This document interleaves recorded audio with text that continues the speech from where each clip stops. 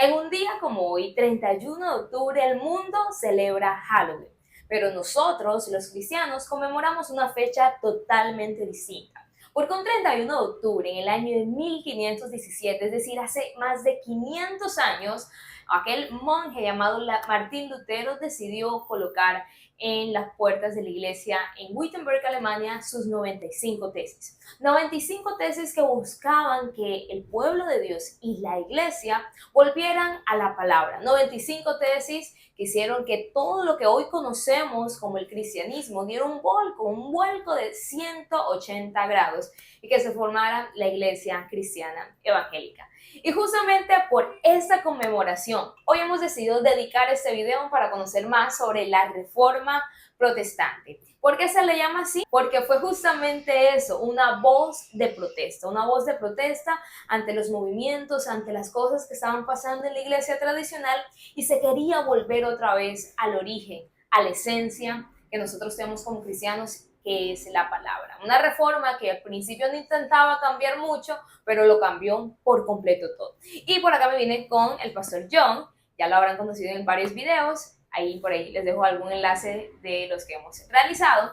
Y justamente para hablar eso, ¿cómo está, pastor John? Bendiciones. Muy bien, hija, Dios te bendiga. Saludamos a toda esa vasta audiencia.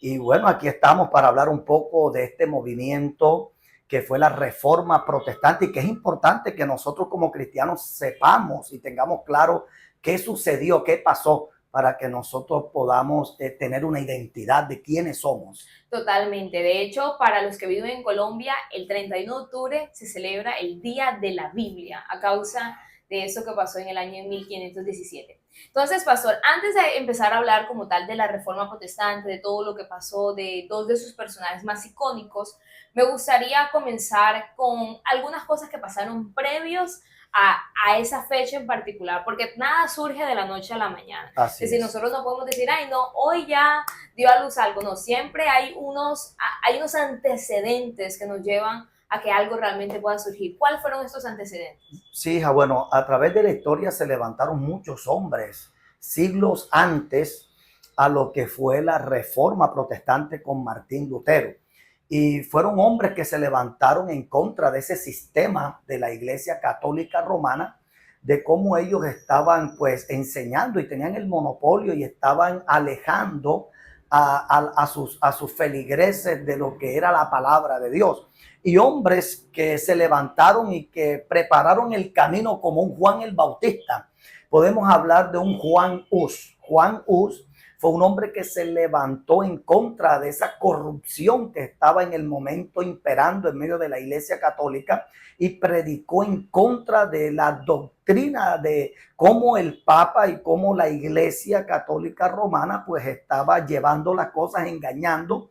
Y este hombre se levantó. Ahora, ¿qué hacía la Iglesia Católica en el momento o con aquellos hombres cuando se levantaban en contra y predicando la palabra, predicando la verdad? Pues la iglesia los perseguía y aún los asesinaba. Y nosotros miramos en la historia de la iglesia a este hombre llamado Juan Hus, que fue perseguido, y no solamente fue perseguido, sino que lo capturaron y fue quemado en una hoguera vivo. Pero me llama la atención que este hombre, Juan Hus, que se le llama uno de los padres de la Reforma, Juan Hus, dice la historia que una de las cosas que llama la atención es que antes de ser quemado en la hoguera, dice que este hombre lanzó una palabra profética. Y la palabra profética que este hombre lanzó es que hoy pueden matar a un ganso, pero durante 100 años, de aquí a 100 años, se levantará un cisne, hablando así de Martín Lutero, que a ese no podrán matar, a ese no podrán callar. Y esa palabra pues se cumplió, no específicamente, porque la historia de la iglesia dice que no se cumplió exactamente a los 100 años, pero casi a los 100 años, 90 y algo de años después que Juan Hus lanzó esa palabra profética en aquella hoguera, dice que Dios levanta a este hombre llamado Martín Lutero, que ahorita vamos a estar hablando de él.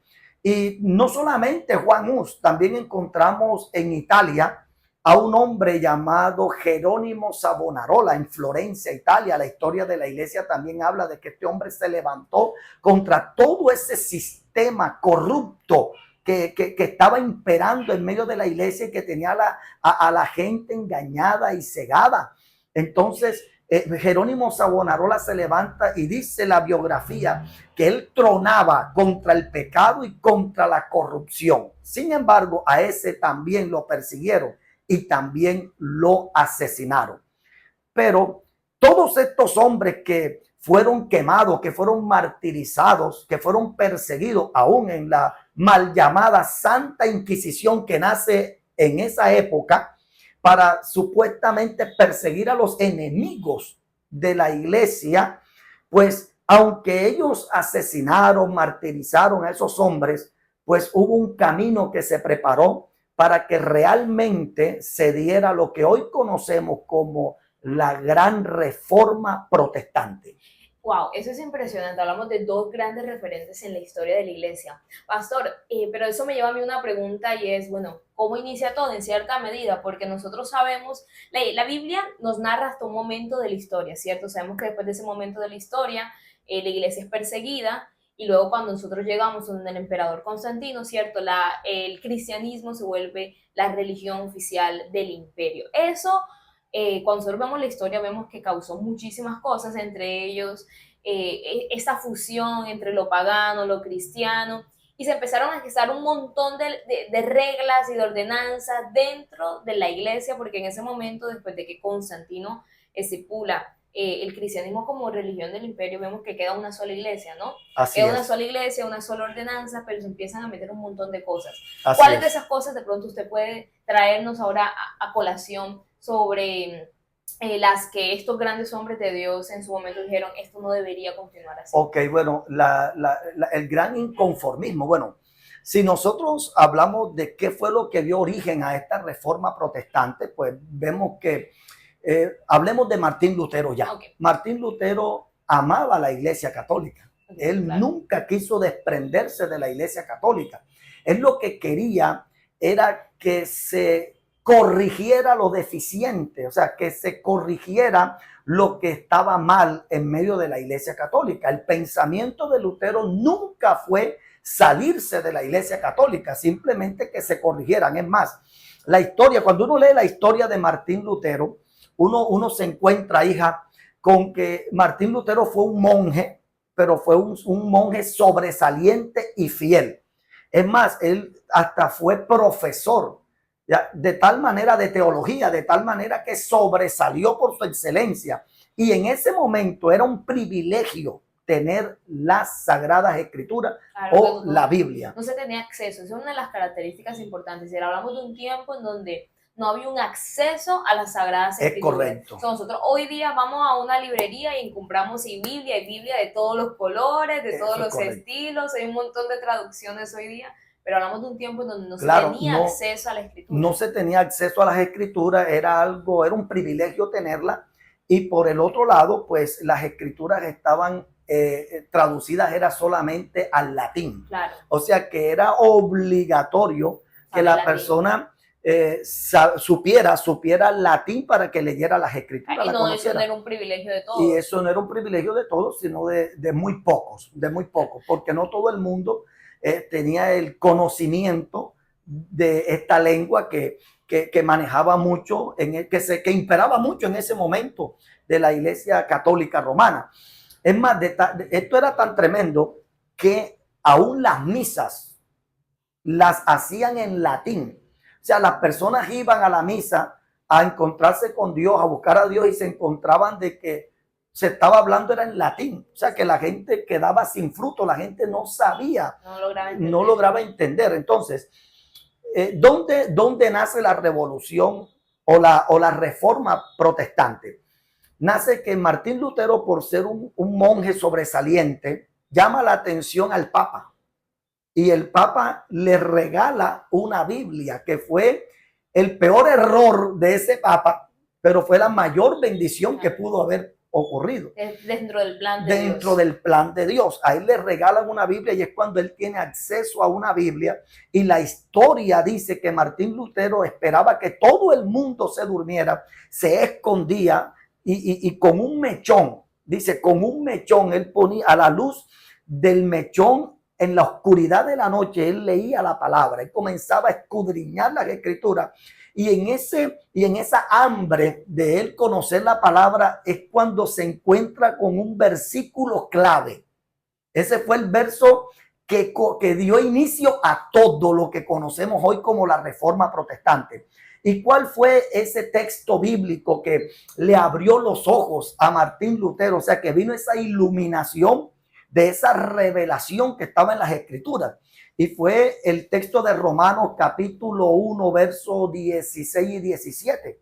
Cuando el apóstol Pablo dice que la salvación y el evangelio es por fe y para fe y que el justo vivirá es por la fe. Cuando Martín Lutero se encuentra con este texto bíblico, se forma, hay una revolución espiritual, o sea, se caen las escamas que estaban en los ojos, la venda se le quitó y es cuando él comienza a entender lo que es el evangelio, lo que es la verdadera, de dónde nace la verdadera salvación. Claro, sobre todo teniendo en cuenta que justamente por lo que decíamos que no todas las personas tenían acceso a las escrituras y que no se sabía lo que decía la Biblia, entonces lo que se decía desde el Papa, lo que decían los obispos, eso era, es decir, no había forma de conocer que la salvación realmente se daba por justicia, dada por Cristo, por fe, ¿cierto? Por gracia, porque no había esa posibilidad de leer la palabra. Y pasaba algo que eran las indulgencias, justamente, es decir, para tú ser salvo, tú debías de pagar una manda que generalmente representaba dinero. Entonces, tú hiciste un pecado, ve y paga tanto, y el cura o el sacerdote te absuelve de tus pecados. Así es. Tú fallaste en X o Y sentido, entonces ve y paga tanto, y entonces el cura te absuelve de ese pecado que hayas cometido, no solamente allí, sino que había un tema también de purgatorio, habían otras cositas además, pero lo que usted dice es importante justamente por eso, porque él se dio cuenta de que ven acá, no es por, o sea, el cura no me puede a mí o el sacerdote no me puede absorber de pecados, porque eso solamente lo puede hacer Cristo. Así es. Y solamente lo puede hacer Dios. Así y se hace 100% por fe. Así es. Y bueno, de ahí en adelante comienza lo que es esa revolución espiritual en la vida personal de Martín Lutero, que lo llevó a él a cuestionar cómo estaba llevando la teología la Iglesia Católica y el Papa. Entonces, él se levanta y con base a esto, leyendo las escrituras, es cuando él comienza a establecer lo que hoy conocemos, que tú dijiste ahorita en el intro, de las 95 tesis. Esas 95 tesis muestran una protesta, o sea, hablando Martín Lutero de las 95 puntos, el cual la Iglesia Católica estaba haciendo que no eran correctos y cómo se debían hacer las cosas correctas, o sea, qué era lo que ellos hacían y qué era lo que decía la Biblia que se debía hacer. Ahora, cuando Martín Lutero clava en la puerta del castillo de Wittenberg estas 95 tesis, la Iglesia Católica y el Papa pues se preocuparon tanto porque fue tan claro que la gente comenzó a preguntarse y la gente comenzó a cuestionar pues la Iglesia Católica del momento. Y esto llevó a que el Papa y la Iglesia Católica le dijeran a Martín Lutero, tienes que retractarte.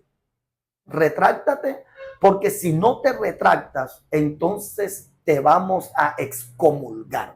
Y una persona excomulgada en ese tiempo por la Iglesia Católica era algo muy grave. Sin embargo, era como una amenaza que le estaban haciendo. Sin embargo, Martín Lutero, como dije ahorita, él nunca quiso desligarse de la Iglesia Católica. Martín Lutero lo que quería era que la iglesia, que los líderes de la iglesia, pues ellos tuvieran en cuenta todas estas cosas y pudieran Para corregir lo deficiente. corregir y ajustar lo que estaba malo. Claro. Pero ¿qué pasa? Que en vez de la iglesia, pues tener en cuenta, analizar, estudiar todo lo que él estaba diciendo, que era con base a las escrituras, lo que hicieron fue como todo lo que se hacía en ese momento era intimidarlo y lo amenazaron con excomulgarlo. Sin embargo, la respuesta clara de Martín Lutero, según la historia, dice que cuando él recibe la amenaza de una excomunión, la respuesta él es: díganle que si ellos me excomulgan, no importa, la sangre de Jesucristo me limpia de todo pecado. O sea, él dijo, no me interesa si me excomulgan o no, mi salvación no depende de eso. Mi salvación ya yo la tengo porque la sangre de Jesucristo, su Hijo, me ha limpiado de todo pecado. Y eso me habla al final de un encuentro con Jesús a través de las Escrituras. Hablamos del poder que tiene la palabra. La Biblia nos enseña a Jesús hablando, especialmente cuando decía Pedro, vosotros estáis limpios por la palabra que os he hablado. Es decir, él no se convirtió porque hubo un evangelista que le predicó, porque no hubo alguien que le enseñó, sino leyendo las Sagradas Escrituras. El mismo Espíritu le dio convencimiento a Martín Lutero de lo que era el evangelio. Totalmente. Porque en ese momento, en esa época, se le llamaba la época del oscurantismo. Había mucha tiniebla, mucha oscuridad, o sea, las cosas no estaban muy claras. Y como dijimos ahorita, era un privilegio que alguien tuviera una palabra, la escritura, y había mucha ignorancia de las escrituras. Y pues la gente por ignorar las escrituras, ellos tomaban como palabra de Dios todo lo que le enseñaban los líderes de la iglesia. Pero cuando Martín Lutero recibe esta Biblia y él lee las escrituras, especialmente el texto que les di de Romanos capítulo 1, verso 17, cuando él dice que el justo por la fe vivirá. Y este hombre en ese momento recibe esa convicción y ese convencimiento por la palabra, y de ahí inicia todo. Ahora, Martín Lutero no fue el único de la Reforma Protestante. Estamos hablando que en Alemania se levantó Martín Lutero, pero simultáneamente también en Suiza estaba un hombre llamado Juan Calvino, que también fue un gran reformador. Y en Inglaterra estaba el rey, creo que se llama el rey Enrique VIII. El rey Enrique VIII, que él tenía una disputa. Él tenía una disputa con la Iglesia Católica y con el papado, porque el Papa y la Iglesia Católica, ellos era detrás del dinero, ellos querían enriquecerse. Y Enrique VIII pues se había divorciado y la Iglesia Católica pues no estaba aceptando esa nueva relación que estaba teniendo Enrique VIII, y sin embargo él, por esa relación, él rompió, perdone la redundancia, la relación con la Iglesia Católica, con el Papa, y comenzaron estos tres personajes. En Inglaterra, Enrique VIII, en Suiza, Juan Calvino, y en Alemania, Martín Lutero. Entonces, de esa gran reforma salieron tres grandes movimientos. En Inglaterra se dio el movimiento del anglicanismo.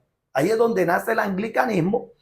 En Alemania nace lo que es el protestantismo, como el luteranismo o el luteranismo, y acá el de Juan Calvino, el calvinismo, como se le conoce. O sea, y estos tres grandes movimientos en ese momento se hicieron tan fuertes que llegó un momento donde ya eso fue imparable. Ahora, si hubo algo que ayudó, hija, en ese momento, es que en ese momento nace la imprenta. Entonces, la imprenta, ¿qué hizo? Hizo que se pudiera, porque Martín Lutero inmediatamente toma la Biblia del latín y la traduce al alemán. Claro, que se pudiera maximizar el impacto de la palabra. Exactamente. Entonces, al él hacer la traducción de la Biblia del latín al alemán, comenzaron a imprimir y la palabra comenzó a correr. Claro. Entonces fue algo que no pudieron pues detener. Ahora, las 95 tesis de de esta gran reforma protestante tenían 5 bases, que se le llaman las 5 solas.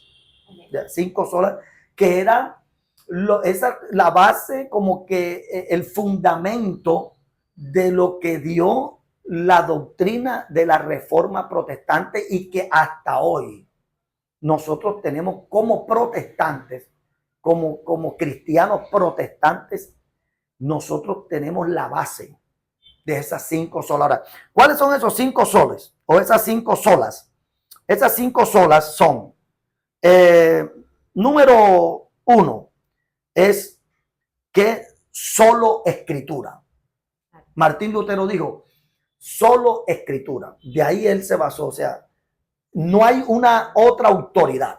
Claro, no podemos crear una doctrina ni ninguna enseñanza que no esté basada, la iglesia, que no esté basada en la exacto, o sea, si nosotros debemos seguir una enseñanza, es la que está plasmada ya en las Sagradas Escrituras. Claro, solo la Escritura, eso es fundamental, solamente la Escritura. Y por eso nosotros como cristianos, nuestra base, nuestra fe está en lo que enseña la palabra. Nosotros no podemos hablar de otra cosa. Claro, de experiencias personales, de cosas que yo creo, yo pienso, de lo que a mí me conviene. Que yo tuve un sueño, que yo tuve una experiencia, que alguien dijo por ahí, que a mí me parece. No. Escritura. Es solo escritura. Nosotros como cristianos tenemos que basarnos en la sola escritura.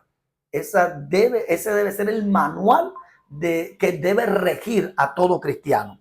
Número 2, la segunda solas es solo fe. Solo fe. O sea, Martín Lutero dijo, primero, el cristiano debe regirse por lo que enseña la escritura y nada más. Número 2, la fe. Claro. Es la fe la que salva. Es la fe la que nos lleva a poder agradar a Dios, como dice Hebreos.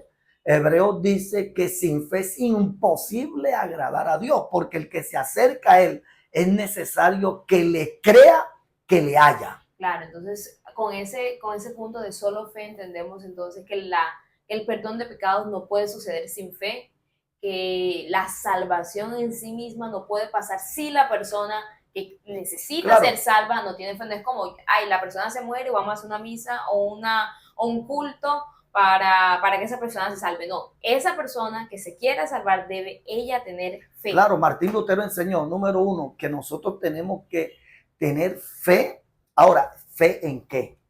Claro. Ya, fe en ese sacrificio perfecto que Cristo hizo por nosotros y que es más que suficiente para nosotros ser salvos. O sea, nosotros no necesitamos más nada, sino simplemente creer, solo tener fe. Solo fe en ese sacrificio que Cristo hizo. O sea, creer lo que dice Hebreos, que hubo un sacrificio perfecto una vez y para siempre. Amén. La tercera sola es solo gracia. Solo gracia. El apóstol Pablo dijo que esto no es por obra, para que nadie se gloríe. La salvación no es por los méritos que yo pueda tener, por los méritos que podamos tener o alcanzar. No es por lo que yo haga, no es por lo que yo pueda hacer. Es simplemente la gracia de Dios, que es ese regalo inmerecido. Porque es que la salvación no es algo que podamos merecer.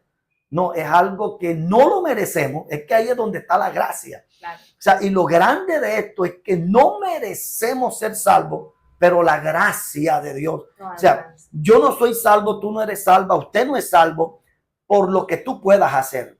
No son tus méritos lo que te hace salvo, ni mis méritos, ni nuestros méritos, sino que son los méritos de Cristo. Totalmente. El libro de Romanos, de hecho, dice algo interesante. Pablo, haciendo esta explicación del Evangelio, dice: el que obra ya no se le cuenta el salario como gracia, sino como deuda. Es decir, si nuestra fe o si nuestra salvación fuera por obras, porque yo voy y me subo, no sé, la popa aquí en Cartagena para ser salvo y ser perdonado de mis pecados, entonces mi obra ya no sería gracia, es decir, no sería inmerecida, sino sería al final un pago que Dios me está dando por mi obra.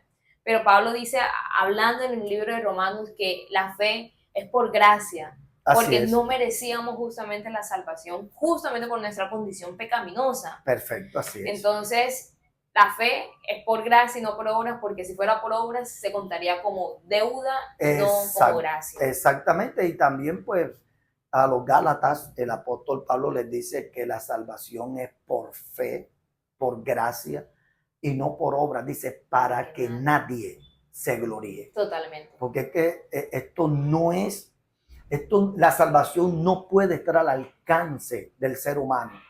O sea, la salvación es por gracia. Yo aquí quiero hacer un pequeño paréntesis, quiero decirle que tú eres salvo simplemente por el amor de Dios, por la gracia de Dios, por el sacrificio de Cristo, que Él tomó tu lugar y tomó mi lugar en la cruz, y por los méritos de Él somos salvos. Y la salvación es gratuita. La Biblia dice, venid, dice el profeta Isaías, comprad sin dinero. O sea, venid y comprad sin dinero, porque la salvación es gratuita. Ya Cristo pagó el precio. Ahora, escúcheme bien, porque yo quiero explicarlo bien.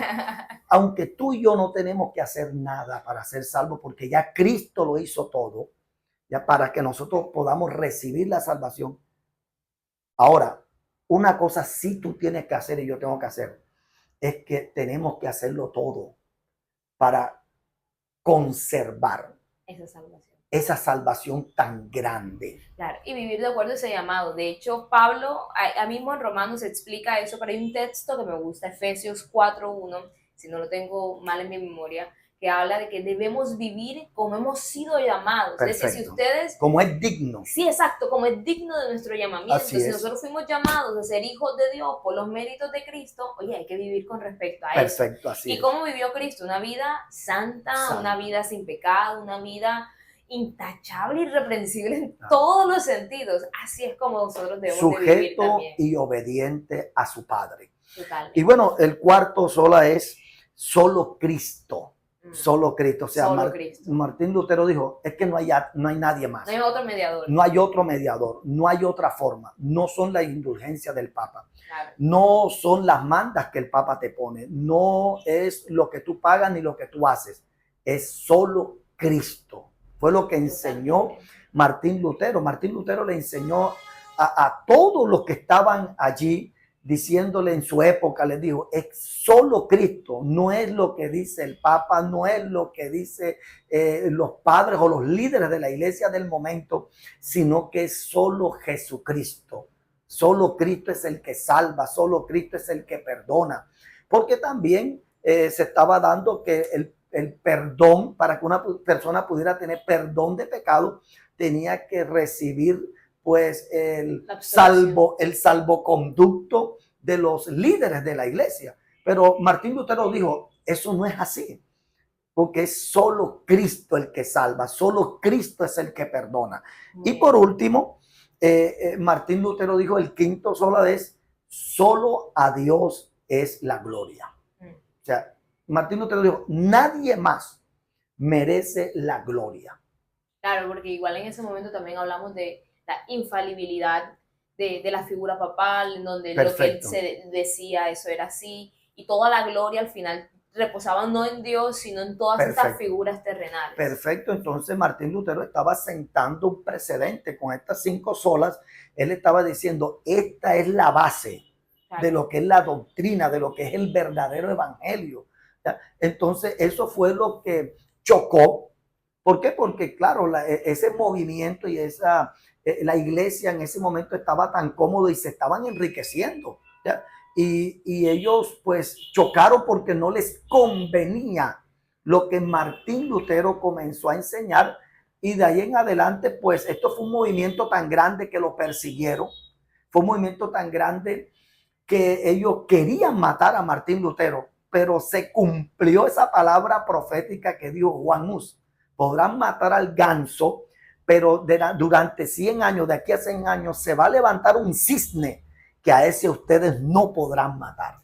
Wow. Y yo creo que una de las cosas que más nos debemos de llevar de conmemorar justamente este evento es volver a la palabra, porque el cristianismo nació con un enfoque luego de la ascensión de Cristo, vemos a la iglesia un enfoque bíblico, un enfoque cristocéntrico en todo su esplendor. Pero cuando ya pasó ese tiempo de los apóstoles, allá finalizando el primer siglo, empezaron a entrar un montón de cosas y era necesario que Dios mismo interviniera para Así que es. volviéramos otra vez a la raíz de todo, que son las escrituras, que es el mismo Jesús, porque al final todas las escrituras hablan de Cristo, pastor, y yo creo que eso es importante también para este tiempo, porque aunque en este tiempo tal vez no tenemos no hay una sola iglesia que gobierne todo, pareciera que estos fundamentos hay que recordarlos de nuevo, Así ¿cierto? es. Hay que recordar que solo por fe, Solo gracia, solo solo gracia, escritura, solo solo Cristo y solo a totalmente, Dios es la gloria. totalmente. Sí, nosotros como iglesia no podemos olvidarnos el fundamento. Y el fundamento es Cristo, el fundamento es la palabra.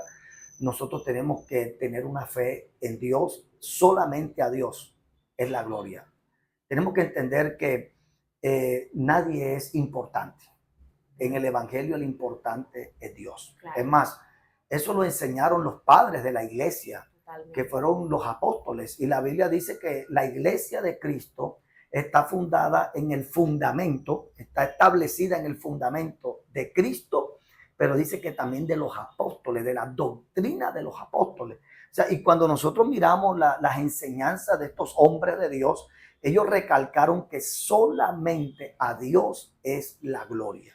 De hecho, hay un texto que me gusta que el apóstol Pedro iba a sanar a alguien. Jesucristo te sana. El foco siempre fue Jesús. Pastor, y hay algo bien interesante sobre este hecho de la reforma protestante, y es que no solamente es importante para nosotros como cristianos, sino que un dato curioso para que ustedes también lo sepan es que a partir de ahí se levantó un movimiento que revolucionó todo el mundo literalmente alrededor de cómo el ser humano podía encontrar, podía relacionarse con las demás personas con respecto a su fe. De hecho, fue de allí donde nace también la libertad religiosa. Perfecto. Para que las personas expresen su credo. Antes, que una persona expresara un credo distinto, eso era la muerte segura, ¿cierto? Pero no solamente eso, sino que hay un montón de cosas, muchos de los inventos que hoy día tenemos son gracias a que hubo un hombre que se dejó, que se atrevió, pero también se dejó usar por Dios. Así es. Porque a veces Dios, perdóneme pastor, a veces Dios nos inquieta, ¿cierto? No sé, salgamos a predicar porque podemos revolucionar la vida de una persona con la palabra de Dios.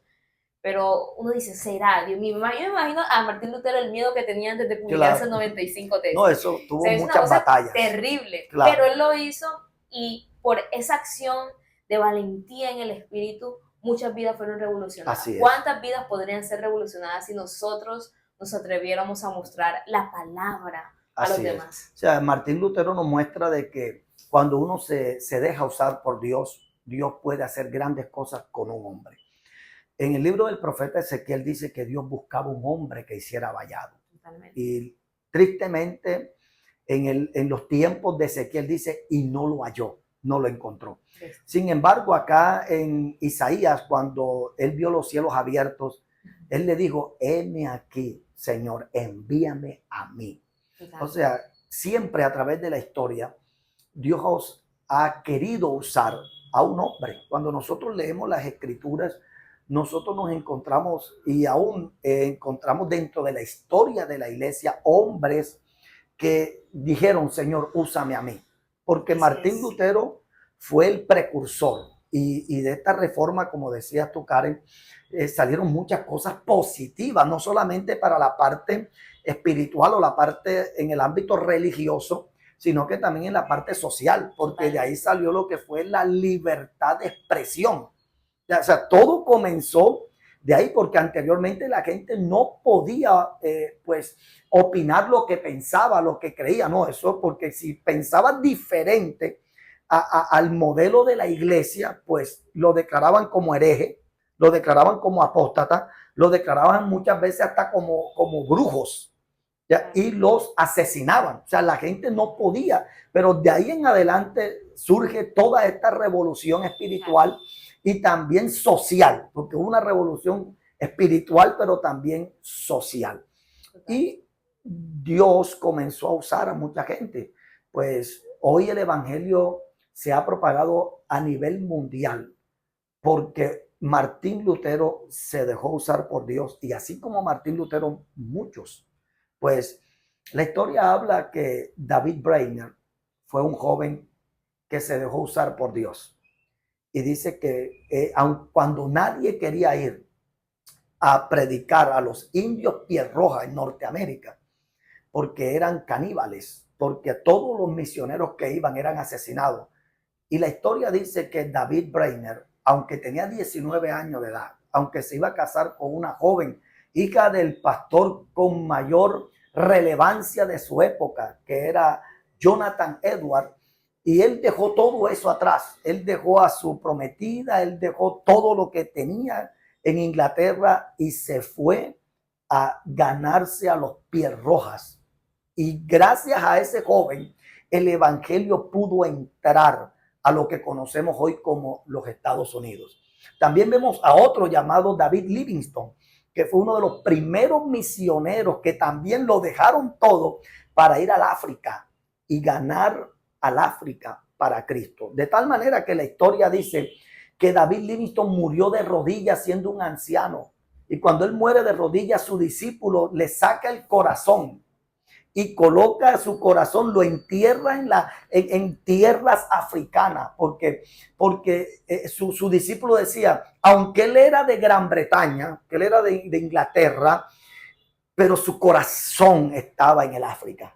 Y qué bonito eso. Le sacó el corazón, lo enterró en África y su cuerpo fue llevado a Inglaterra. Hoy, una de las tumbas más emblemáticas, más importantes y más visitadas, se dice que después de la tumba del soldado desconocido es la tumba de David Livingstone. Dije bonito ahora, no la enterrada en diferentes sí, lugares. El acto. Sí, sino más bien qué bonito este acto de dar la vida por amor a Cristo. Y yo digo, todos los tiempos, Dios siempre en cada tiempo se reserva un remanente y siempre Dios levanta a alguien. Nosotros vemos el siglo pasado, vemos el siglo antepasado y vemos grandes hombres, ¿cierto? Vemos el siglo pasado y tenemos personajes como Gigi Ávila, Billy Graham. Muchos que realmente impactaron el mundo y no solamente hablamos de América Latina y de América como Estados Unidos también, sino toda Europa, todo el mundo. Y yo siempre me he preguntado y estoy a la expectativa de quiénes serán los que Dios levante en este siglo. Amén. Y ese puede ser tú. Dios te quiere levantar a ti. Tú puedes ser ese hombre, tú puedes ser esa mujer, porque Dios usó a Kathryn Kuhlman, a Simon Pensor, que fue la que inspiró a Kathryn Kuhlman, mujeres que se levantaron y que fueron extraordinarias en las manos de Dios. Tú también puedes ser. Dios usó a muchos hombres de Dios como Jonathan Edwards, como John Wesley, como Carlos Weller, como Charles Spurgeon, y todos estos hombres se dejaron usar por Dios en un momento, en una época. Dios en este tiempo está pensando en ti. Totalmente. Por eso tú puedes ser ese Martín Lutero hoy, tú puedes ser ese hombre, esa mujer, tú puedes ser ese Juan Calvino. Tú puedes ser ese hombre de Dios, esa mujer de Dios que en este tiempo Dios quiere levantar para que haya una revolución espiritual, haya un despertar se vuelva a Cristo el mundo espiritual. Amén. Y se vuelva a Cristo. Entonces, bueno, pastor, muchísimas gracias. Creo que fue un espacio corto, pero también muy edificante para recordar un poco esta conmemoración que hoy nosotros como cristianos hacemos acerca de la Reforma Protestante, recordando que en un momento dado Dios levantó a hombres para que se volvieran a Cristo y volver a la palabra. Así que el reto para ti que te queremos dejar es el siguiente, y es aprender a tenerle más amor a la palabra. Así que en esta semana, en esos días vas a dedicarle, y pues es un reto, esta semana vas a dedicarle mínimo 1 hora a la lectura de la palabra. Amén. Karen, eso es mucho, comienza, ahí tú puedes. Así es. ¿Por qué? Porque con la palabra el Espíritu Santo empieza a limpiarnos, a enseñarnos, a moldearnos, y toda nuestra fe no debe ser una fe irracional, debe ser una fe basada en la palabra de Dios, en las Escrituras. Entonces, a ir más a la palabra. Hoy ya sabes, nada de disfraces, nosotros como cristianos no celebramos Halloween. Amén. Y más bien usa ese tiempo para leer las Escrituras. Dios te bendiga, Dios te ama y recuerda, Dios quiere usarte y levantarte en este tiempo para crear una revolución espiritual. Dios te bendiga, bye bye. Dios bendiga.